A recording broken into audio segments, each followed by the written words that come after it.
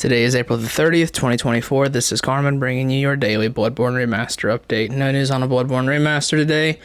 And before I get into the gaming news of today, I just want to say that towards the start of May, maybe this Saturday, I'm going to start streaming my first playthrough of Dark Souls 1, Dark Souls Remastered. Never played it before. I've only played Bloodborne, Sekiro, Elden Ring, and Dark Souls 3. And Lies of P, I guess, if we say that.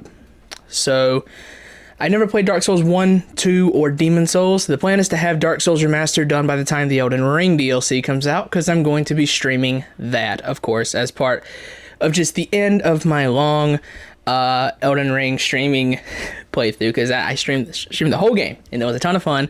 Playlist is up on the channel if you want to see some of it. Just avoid episode 20. Let's see here. So the big news of today is Square Enix announced that they are going to lose about $141 million in canceled projects.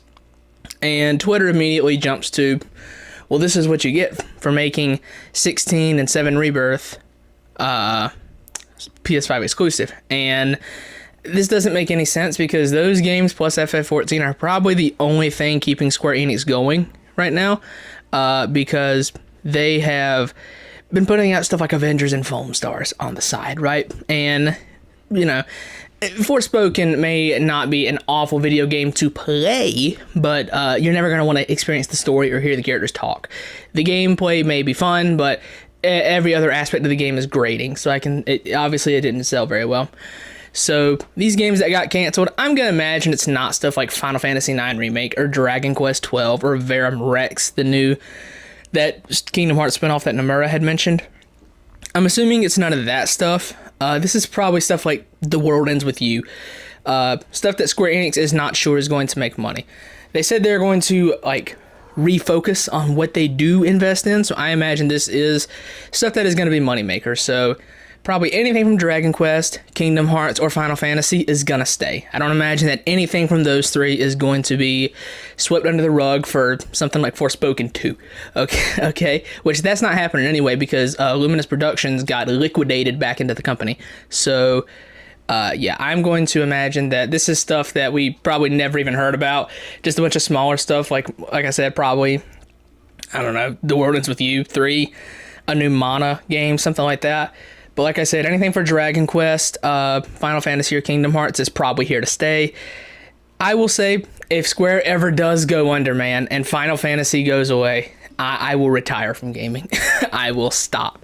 Because, FF is everything to me. And everything I play that isn't Final Fantasy is filler until the next Final Fantasy. So that would suck if they went under. I don't really think exclusivity is to blame for this. This is just a lot of questionable decisions from Square. You know, you focus a lot on Avengers, and that didn't go very well. Foam Stars did not go very well. The World Ends With You didn't really sell very well, but that game was years ago at this point. It's just a bunch of weird investments. Every major thing that Square Enix is doing is, doing pretty well for them. But if it ain't major, it ain't doing too well. So I think Square is mostly going to focus on their core IPs at this point.